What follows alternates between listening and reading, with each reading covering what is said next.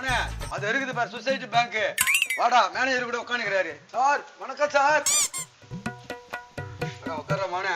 சொல்லுங்க பெரியவரே, என்ன விஷயமா வந்திருக்கீங்க? சில்லற பையில போயிட்டு பெரியவருங்கிறான்.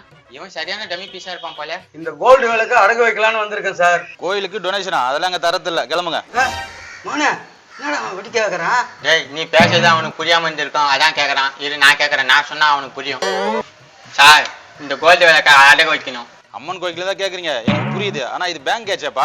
ஏய் நைனா, நான் கரெக்டா தானடா பேசுறேன். பா கிளம்புங்கப்பா, கஸ்டமர் நேரமாச்சு, கிளம்பு கிளம்பு. மோனே அவன் காது கேட்காது போல. இப்ப பாரு சார், இது கோல்டு வேலைக்கு இது அடகு வைக்கிறதுக்காக வந்துருக்கிறோம். நீங்க கோயிலுக்கு தான் கேக்குறீங்க, எனக்கு புரியுது. ஆனா இந்த பேங்க்ல இருந்து பணம் எடுத்து தர முடியாது. ஏ மோனே என்னடா இது?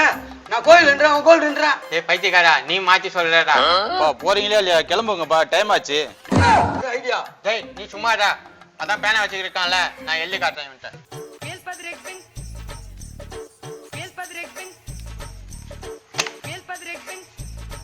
கோல்டை அடகு வைக்க வேண்டும். எப்பா வந்ததே சொல்ல வேண்டியதானப்பா. அதுக்கு கடை பேங்க் எல்லாம் வச்சுன்னுக்குறான். அதை விட்டுட்டு நீங்க டொனேஷன் பேசினுக்கிறீங்க. அட செவட்டு பையில, இதாண்டா ஆரம்பத்துல இருந்தே சொல்லிட்டு இருக்கிறேன். சரிப்பா, கோல்டு எங்க? எது கோல்டா? இதான் சார் அந்த கோல்டு.